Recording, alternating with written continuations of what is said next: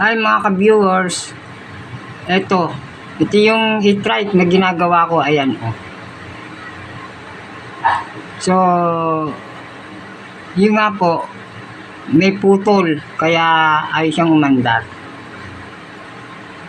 May putol siyang, meron siyang putol sa ignition switch. Wala sa labas, nasa ilalim ang putol. Kaya mahirap hanapin eh. So ngayon, eto na. Dinuduktong na natin yung ignition switch. Yun po mga ka-viewers. Dinuduktong na po yung ignition switch niya. Pag po yan ay tumunog na yung parang alarm, yun na po yan, gagana na po yan. Yun po yung palatandaan na buhay yung sensor niya. So mga ka-viewers, ito, tatandaan nyo, pag ang heat right nyo ay ayaw mandar, pag nyo kagad isipin na sira ang motor, sira ang sensor, hindi ganun mga ka-viewers. Mag-umpisa tayo sa susian, papunta sa baterya. Ganun po mga ka-viewers. Pag talagang ayos naman yung susian at baterya, pupunta tayo sa sensor.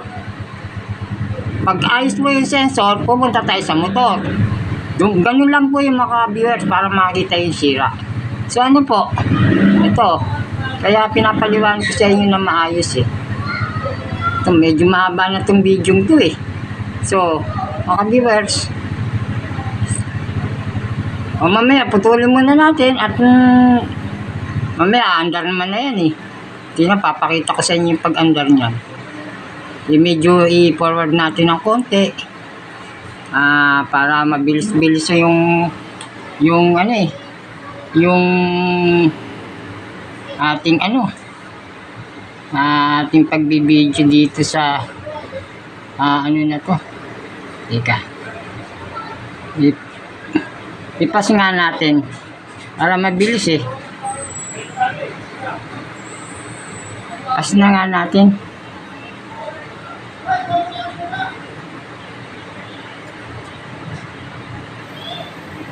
Mabilis na po.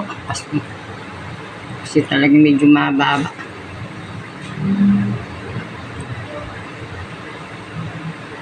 Medyo pas pa natin ng konti.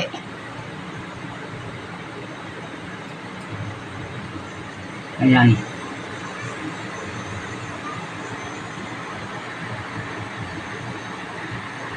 Para mabilis na po.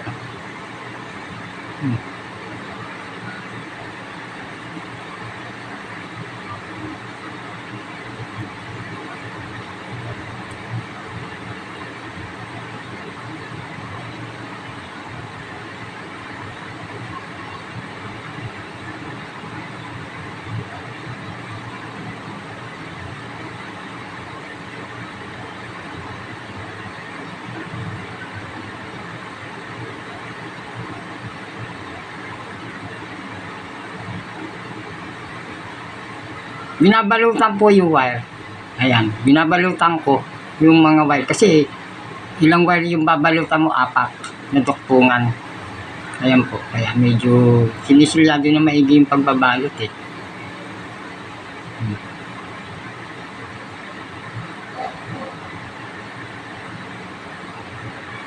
So ganun po mga ka-viewers. Kung maka-encounter kayo ng ganon na hindi umandar, sinusiyan nyo, huwag po kayo basta mag-iisip na sira ang motor, sira ang kung ano ang sira, sensor, kung gano'n. Umpisa muna po kayo sa susian mag-umpisa. Tapos po, yung sinasabi ko, papunta sa baterya. Pag okay naman pa yung susian at baterya, papunta sa motor, sa sensor. Pag okay naman po yung sensor, papunta na sa motor yun. O gano'n po, malalaman mo kung ano sira dun eh. Step by step po ang pag-aayos. Ano po mga ka-viewers? Para po hindi dumadami sira. Haba nang masyado ka-viewers. Pabibilisin ko naman, masyadong mabilis.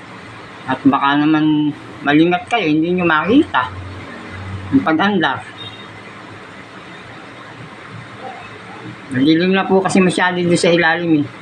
Kaya nag-iilaw na ako. Ayan. Ayan.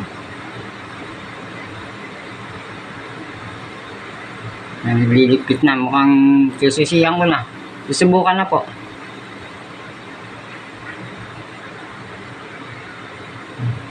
Ayan na po. Sinusubukan na mga ka-viewers. Ayan na. O yun na po. Umaandar na mga ka-viewers. Ayan po. Tapos na po. Ito nyo ka-viewers. Umaandar na po. I-slow natin mga ka-viewers para makita yung ano.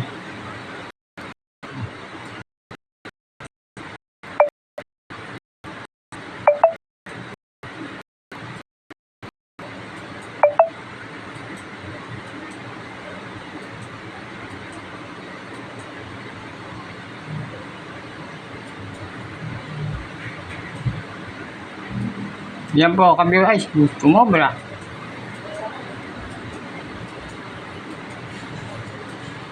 Yan po. Balik natin. Pasensya na po, ka-viewers, kung magulo. Magulo yung videos natin dito.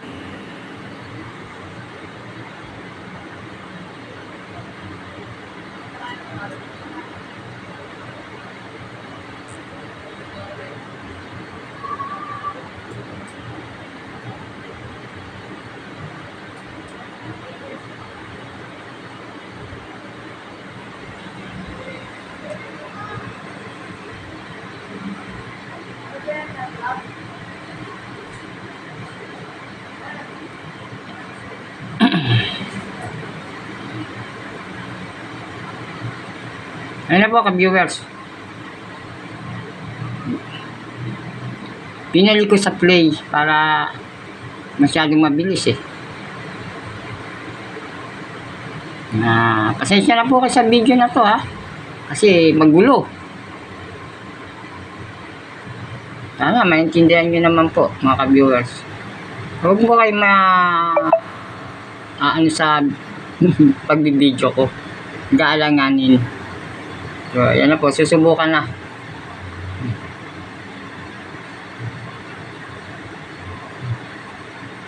Sinisilip pa, baka may mabangga yung ilaw sa unahan.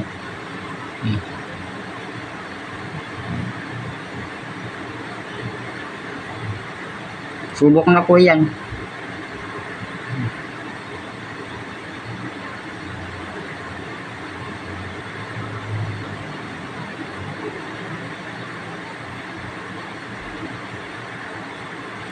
Bababa na po yung handbrake.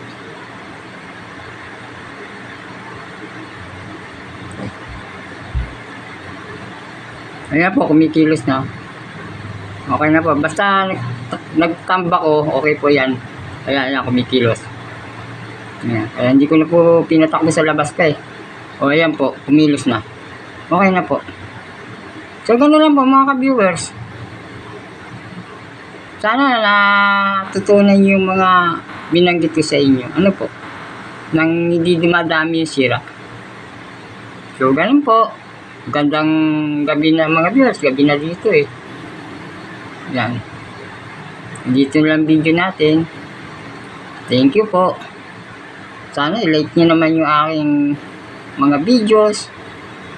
Palain ka ni Lord. Thank you po. Bye.